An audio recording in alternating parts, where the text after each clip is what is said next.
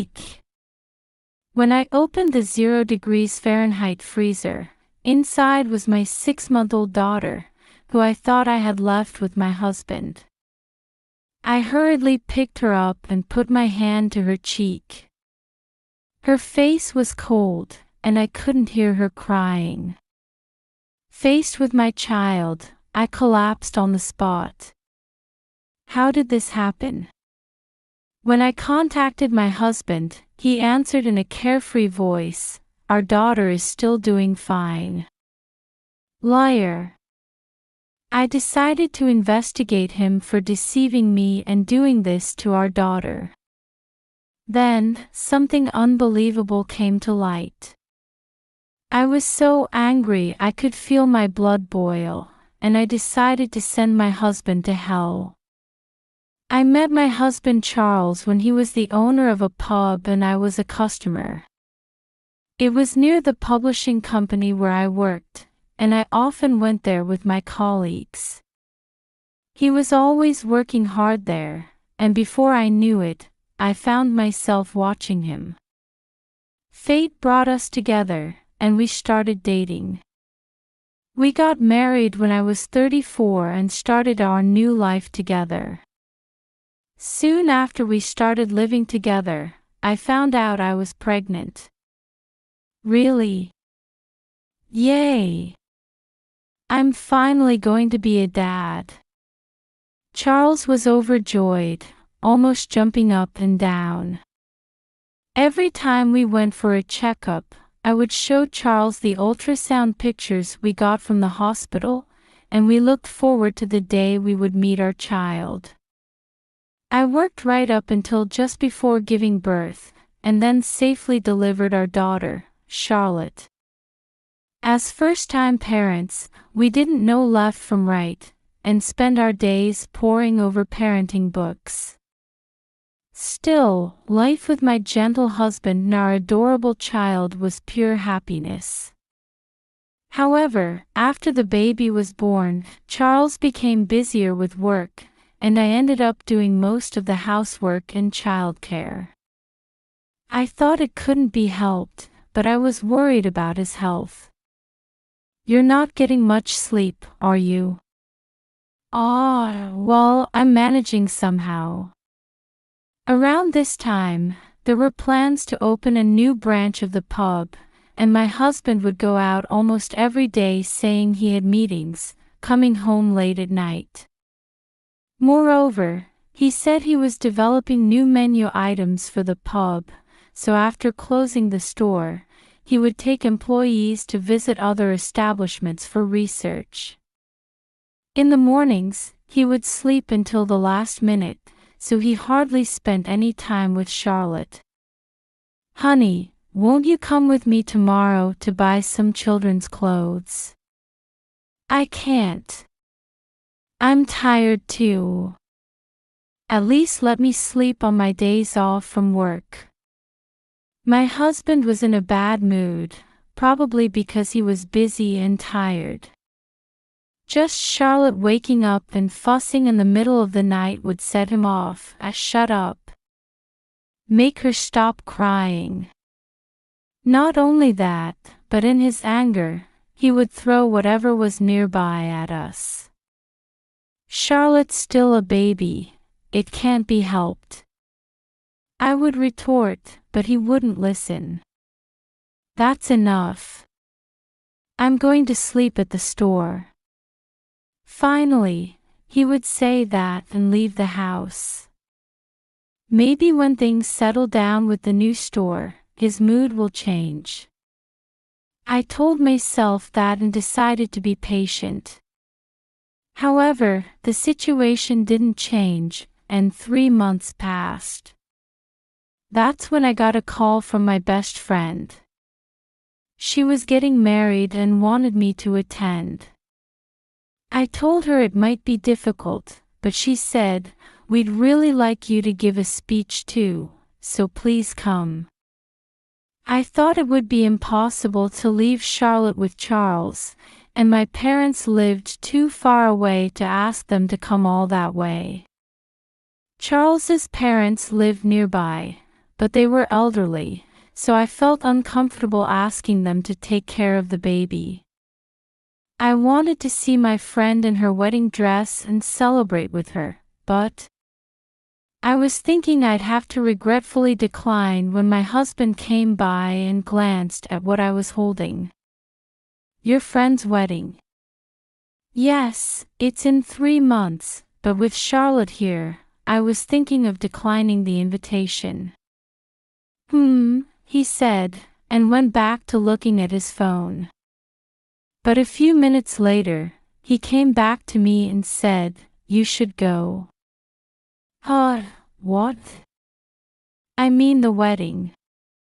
I'll take a day off work and look after Charlotte, so you should go."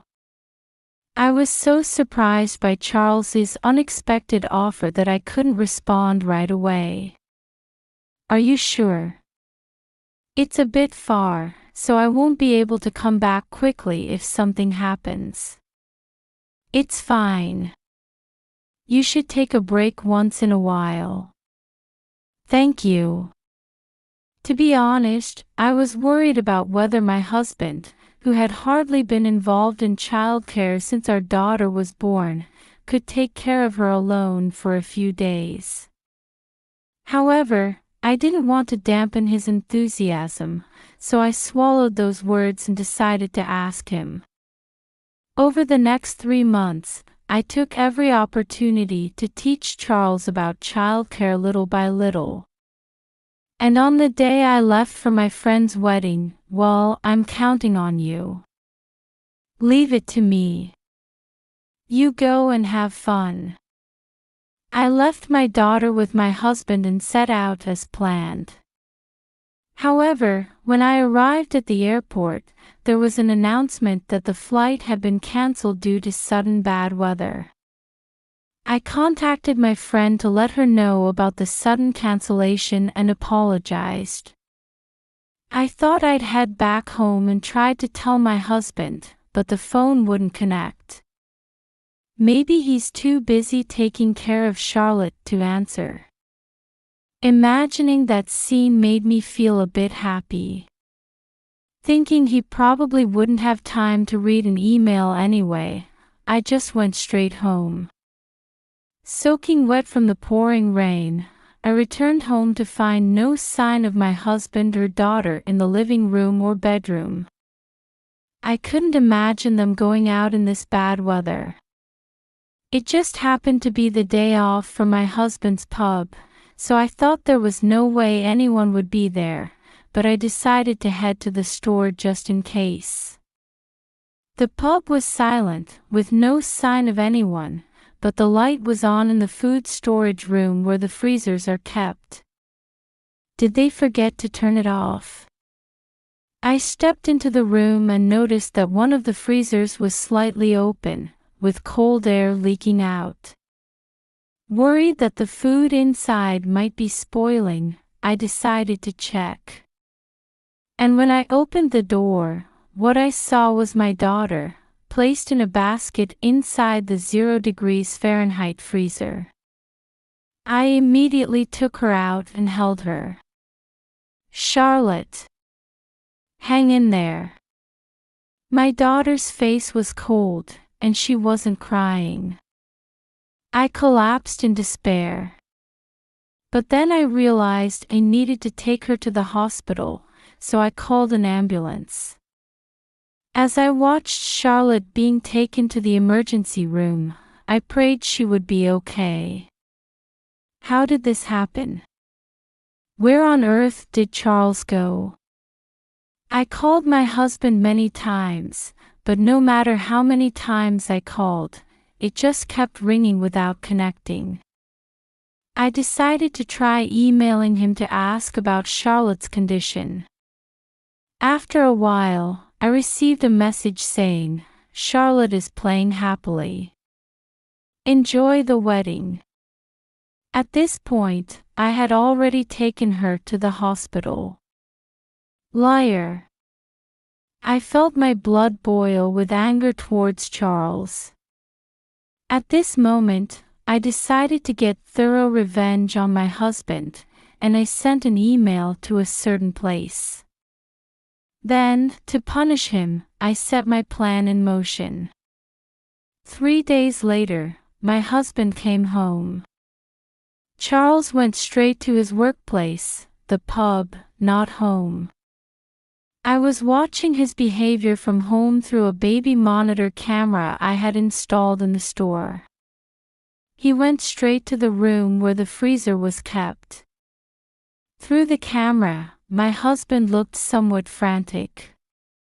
Charles's scream could be heard all the way outside the pub. I entered the store and quietly stood behind my husband. He seemed to be muttering to himself.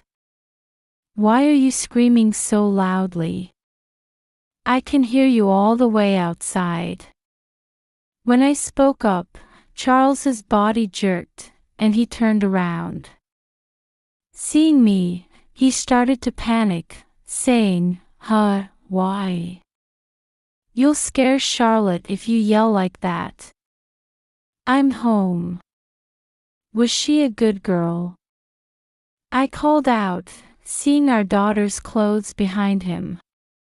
When I tried to peek at Charlotte's face, Charles used his whole body to block me. "Can you move? I want to hold her." "No, she's sleeping now, so it's better not to."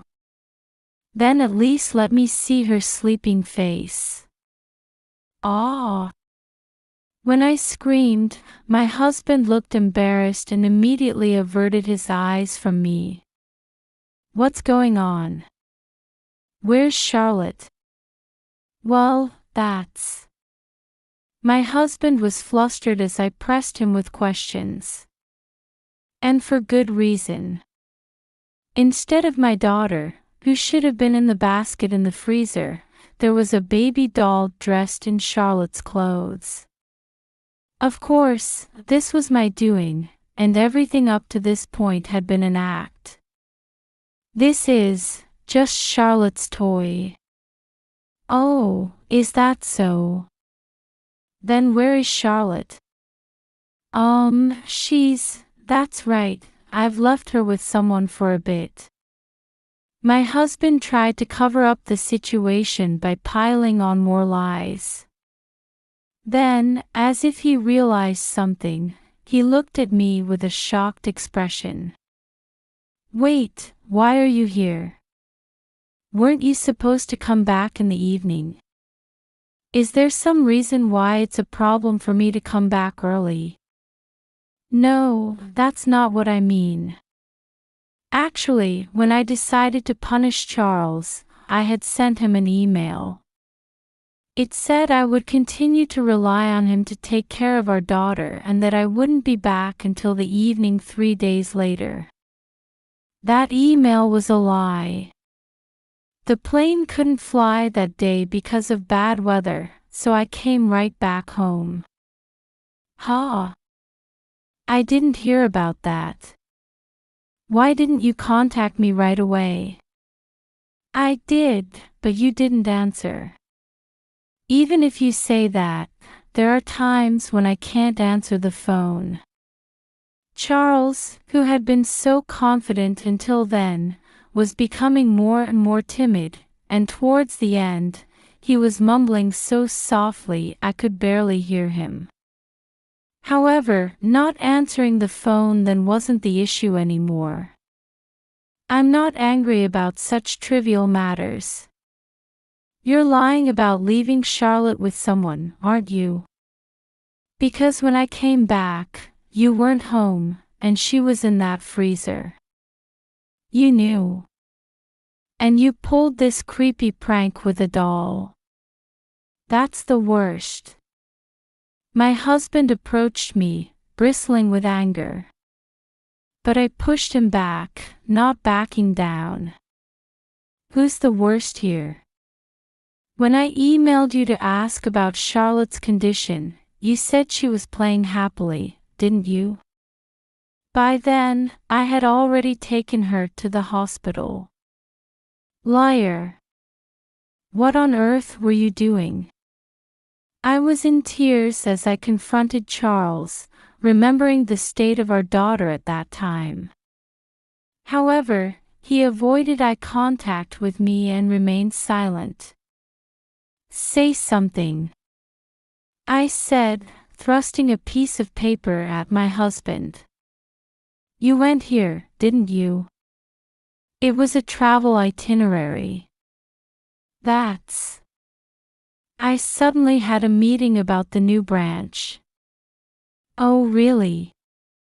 The booking completion date is from 3 months ago. Looking at the date, it was booked right after I decided to attend my friend's wedding. Charles, seeming to realize he was in trouble, avoided my gaze and kept quiet. Moreover, it's booked as a couple's plan. Ha! I wasn't invited though. Well, I saw it on TV, and they said it was a popular plan, so I thought I might learn something for our store. My husband made a desperate excuse, but it only made him seem more suspicious. Sweat was slowly forming on his forehead. Oh. So you took your employees with you for work? Yes, it was like a company trip. I was inwardly exasperated by Charles's constantly changing story. But this was just the beginning. I didn't have time to drag out this back and forth forever. How is this training? I held out several photos in front of him. They showed my husband posing happily with a woman at tourist spots, or close together, clearly a couple's trip, not coworkers. My husband took out his smartphone and looked back and forth between the photos I presented and his screen, seeming flustered. "Why do you have those photos?" He showed me his phone screen. The same photos I had printed were displayed there. I looked at my husband with a smirk. "Did you forget that I can see the contents of your phone from the computer?" Ah. He covered his mouth as if remembering something. Actually, some time ago, he had asked me to create some mailings for the store's customers on the computer. However, all the address data was saved on Charles's smartphone, so he had synced his phone with the computer himself. That's why I could immediately see the reservation he made on his phone, and I could also check the photos his affair partner had sent him. And this is an employee at your store, right? No wonder you could confidently call it a company trip. The affair partner was a 28-year-old woman named Taylor who worked at my husband's store. I'm honestly quite shocked to find out you were having an affair right under my nose. Even when I said this, he showed no signs of remorse. I no longer had any lingering affection for such a man. More than you being attracted to another woman, what I absolutely can't forgive is what you did to Charlotte. Well, since it's all out in the open now, I guess there's no helping it. Charles gave up trying to hide it and smiled defiantly. I wanted to be with Taylor, so I was planning to divorce you. Well, I figured I'd have to pay alimony, but paying child support for Charlotte was a bit. It seems my husband didn't want to make the unnecessary expense of child support. When he saw me worrying about going to my friend's wedding, he had an idea. He thought if he got rid of the daughter I left with him, there would be no problem. And on that day, Charles locked Charlotte in the freezer and left for his affair trip. He was planning to dispose of our daughter before I returned and come up with some reason to tell me she had died. Well, thanks to you, my whole plan was ruined. Looking at my husband grinning as he spoke, I felt nothing but disgust. So, where's Charlotte? When's the funeral? Ha! What are you talking about? I'm asking what happened to her, damn it. Charles asked me in an irritated tone. Charlotte is fine. She's in the hospital now, with my mother looking after her. What? That brat is alive. My husband showed obvious disappointment. It seems I discovered our daughter right after Charles had left. Indeed, Charlotte's face was cold, and she wasn't crying, so I had feared the worst. However, while waiting for the ambulance I had called, our daughter opened her eyes, yawned, and cried loudly.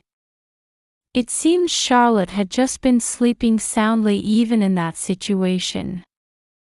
We had her thoroughly examined at the hospital, but there were no abnormalities.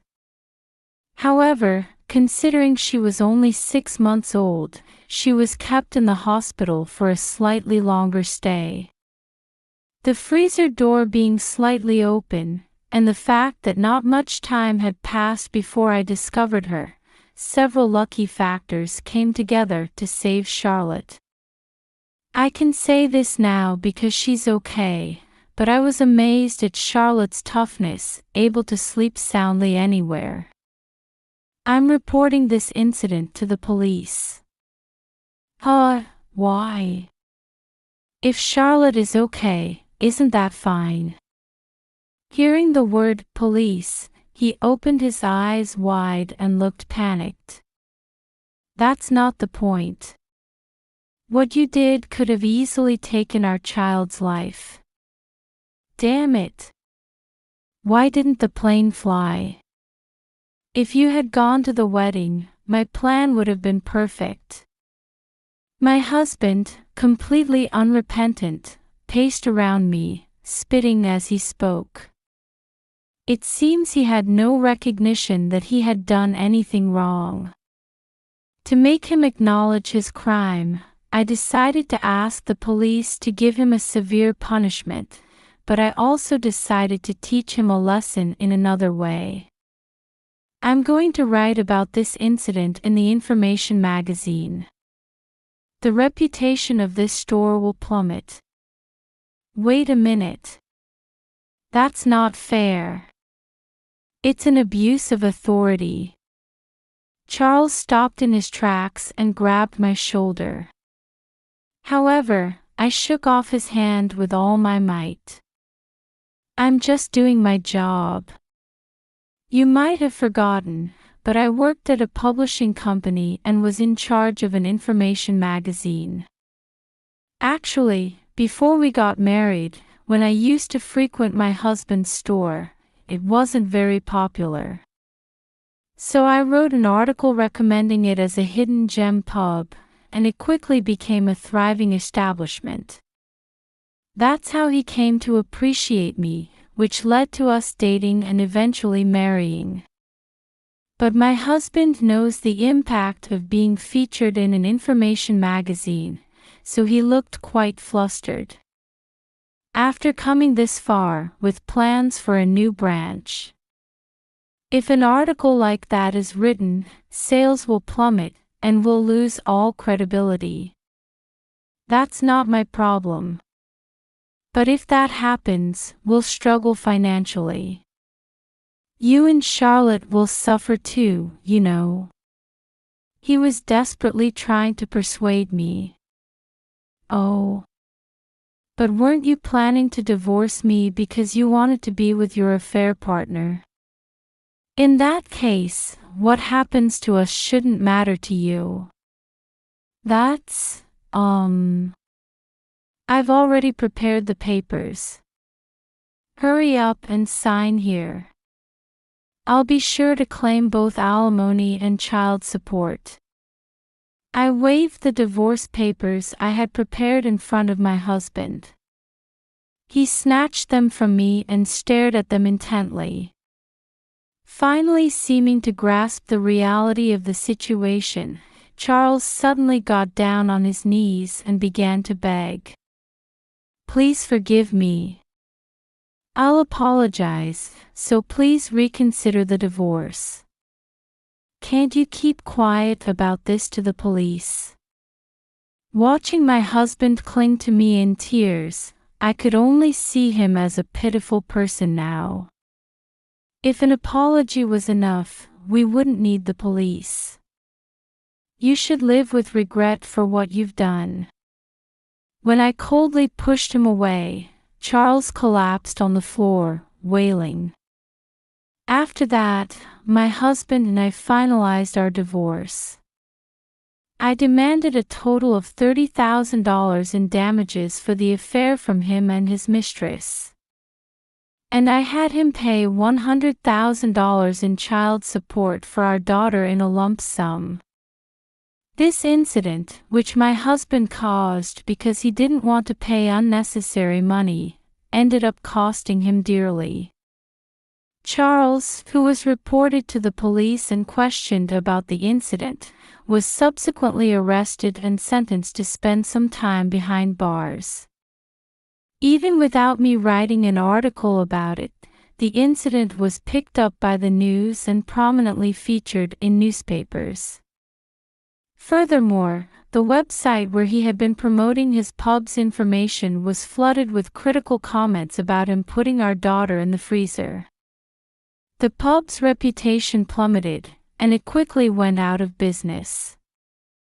When my husband gets out, he'll have nowhere to go back to. Meanwhile, I've started a new life with just my daughter and me. To be honest, since Charles was never involved in childcare anyway, there's no real impact. Charlotte is growing up healthy and strong. From now on, I want to keep working hard for my daughter's smile.